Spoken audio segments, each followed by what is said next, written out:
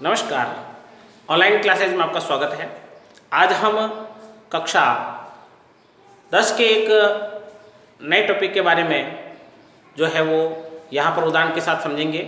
जैसा कि पिछले वीडियो में मैंने कहा था कि हम यूक्लिड विभाजन प्रमेयिका के माध्यम से HCF ज्ञात करने के बारे में जो है इस टॉपिक को सरल करेंगे। हम पिछली कक्षाओं में HCF और LCM ज्ञात करने की गुणनखंड की जो विधि है उसको सरल करते आ रहे हैं, लेकिन HCF ज्ञात करने की एक अन्य विधि जिसे हम यूक्लिड विभाजन एल्गोरिथम या यूक्लिड विभाजन प्रमेयिका के नाम से जानते हैं, उसके माध्यम से केवल HCF ज्ञात करने का जो है प्रोसेस किया जाता है। तो आज हम करेंगे यूक्लिड विभाजन द्वारा HCF ज्ञात करना।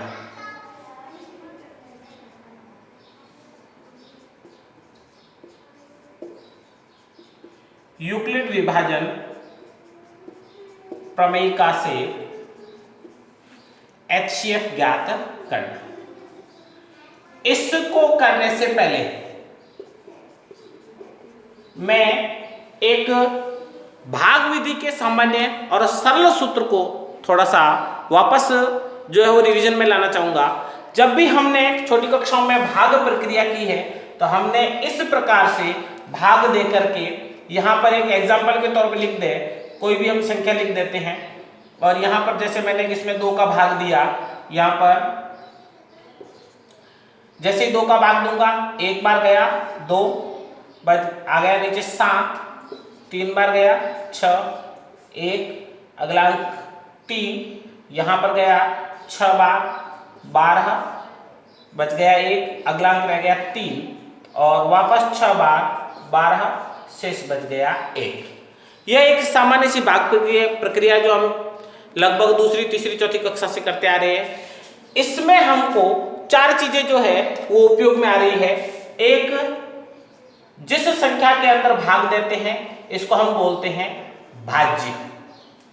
दूसरा, जिस संख्या का भाग दिया जाता है उसको हम बोलते हैं भाजक।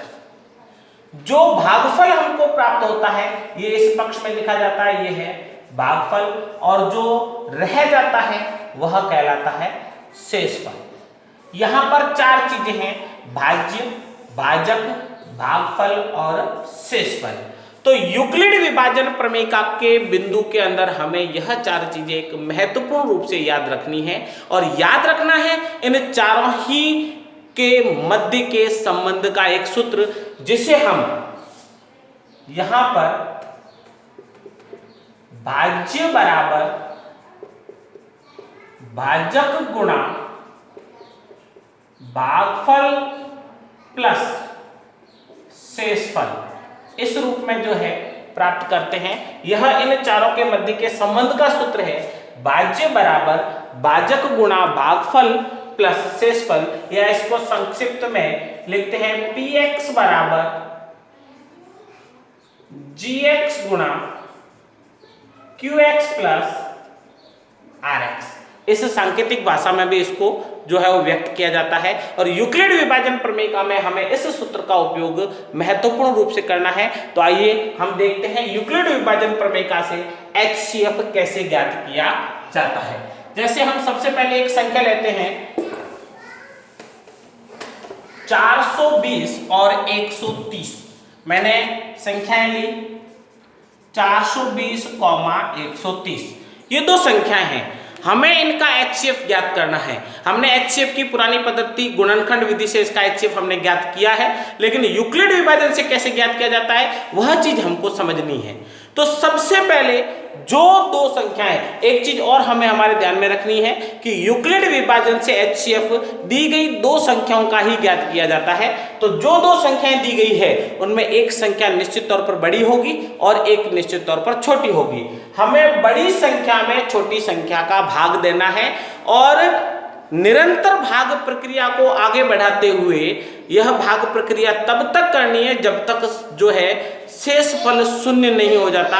तो इसे किस प्रकार सरल करते हैं आइए देखते हैं। बड़ी संख्या हमारे पास है 420, इसमें हम भाग देंगे छोटी संख्या 130 का। जब हम 420 में 130 का भाग देते हैं तो ये कितनी बार गया, 3 बार बच गया शेषफल 30। 13 39, 390, 420 में से जब 390 घटाते हैं तो हमारे को शेषफल प्राप्त होता है 30। अब यहां पर इस सूत्र का उपयोग होगा। यह एक रफ प्रक्रिया है जो हम रफ कार्य के रूप में भी कर सकते हैं। जब हम 420 में 130 का भाग देंगे तो 3 बार गया, शेषफल हो गया 30। अब भाज्य, भाजक, भागफल और शेषफल को हम इस रूप में व्यवस्थित करके लिखते हैं। तो मैं लिखता हूं 420 बराबर 130 गुणा 3 प्लस 30।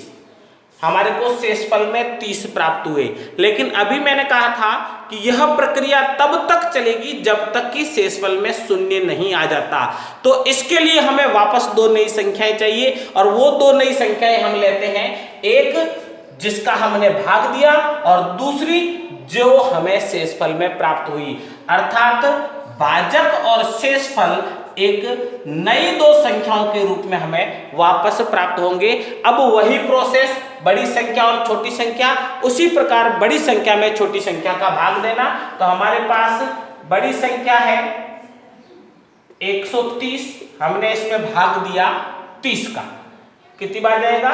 4 बार, ये आ गया 120।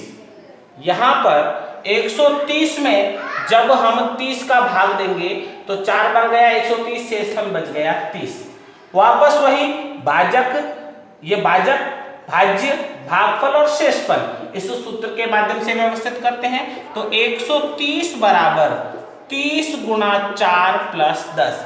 अभी भी शेषफल में हमको 10 प्राप्त हो रहे हैं, लेकिन हमें वापस याद रखना है कि हमें प्रक्रिया तब तक करनी है जब तक शेषफल शून्य नहीं हो जाता। इसके लिए हमें वापस दो नए पद प्राप्त करने पड़ेंगे, जिन्हें हम भाजक और शेषफल के रूप में वापस नीचे लेंगे। तो हमारा भाजक था 30 और शेषफल है यहाँ पर 10। अब वापस वही बड़ी संख्या में छोटी संख्या का भाग दिया अगर, तो 30 के अंदर हमने 10 का भाग दिया, कितनी बार गया? 3 बार। यहाँ हो गया 30, शेषफल आ गया 0। यह भाजक, ये भाज्य, भागफल और शेषफल। वापस इसको इसी सूत्र के माध्यम से व्यवस्थित करते हैं तो हमें प्राप्त होता है 30 बराबर 10 गुणा 3 प्लस 0। यहां पर जब हम देखते हैं तो हमें प्राप्त होता है कि हमारा शेषफल शून्य प्राप्त हो गया। क्योंकि हम इतनी देर से यही कहते आ रहे हैं कि हमें प्रक्रिया तब तक करनी है जब तक शेषफल शून्य प्राप्त न हो। तो हमें शेषफल शून्य प्राप्त हो गया, लेकिन अब यहाँ ये देखना है कि अंतिम पद में किसका भाग दिया जिसके द्वारा शेषफल शून्य प्राप्त हुआ। तो हम देखते हैं हमने किसका भाग दिया था? 10 का। जब हम 10 का भाग देते हैं तो शेषफल हमको शून्य प्राप्त होता है। अतः इन दो संख्याओं का जो HCF होगा वह हमें 10 प्राप्त होगा। इस प्रकार जिस अंतिम भाजक का भाग देने पर शेषफल शून्य प्राप्त होता है वही उन दो संख्याओं का HCF होता है। इस प्रकार हम यूक्लिड विभाजन प्रमेय के माध्यम से HCF ज्ञात करते हैं। इसे एक और एग्जाम्पल से समझते हैं। जैसे कि एक एग्जाम्पल लेते हैं 75 और 243। इसी प्रकार जो हमने अभी एग्जाम्पल लिया उसी तरह से हम इस एग्जाम्पल को भी करके समझेंगे। मैंने दो संख्या ली यहाँ पर जिनका HCF हमको ज्ञात करना है। एक है 75 और दूसरी है 243। एक बड़ी संख्या है, एक छोटी संख्या है। वही हमारा पुराना प्रोसेस यहाँ पर रफ कार्य में ले लेते हैं। बड़ी संख्या है 243, किसका भाग देंगे इसमें? 75 का। कितनी बार जाएगा 75 का भाग? यहाँ पर हम देखते हैं 75 दूनी 150 और उसमें और 75 जोड़ते हैं तो 225। यहाँ पर गया 3 बार। 5 का 3 से 15, हाथ से गई 1, 7 से 21 और 1 22। यहाँ पर जब हम इसको घटाएंगे हमको प्राप्त हुआ 3, 13, 13 में से 5 गए, आ गए 8, ये आ गया 1, 18। यह है भाजक, भाज्य, भागफल और शेषफल। इस रूप में इसको व्यवस्थित करते हैं। हमारा भाज्य था 243, भाजक था 75, 75 का भाग देने पर भागफल आया 3 और शेषफल आया 18। शेषफल में हमें 18 प्राप्त हुए, लेकिन हमें प्रोसेस तो तब तक करनी है जब तक शेषफल शून्य प्राप्त नहीं हो। तो हम वापस दो नए अंक नीचे उतारेंगे और हम जानते हैं कि वो हमारे अंक कौन से होंगे। एक तो 75 और दूसरा 18। यहाँ पर ले लिए 75 और 18। अब वापस बड़ी संख्या में छोटी संख्या का जो है वो भाग देना। हमने 75 में दिया 18 का भाग। जब 18 का पारा बोलते हैं 18 एकम 18, 18 दूनी 36, 18 तिया 54 और 18 चौक 72। तो यहाँ पर कितनी बार गया?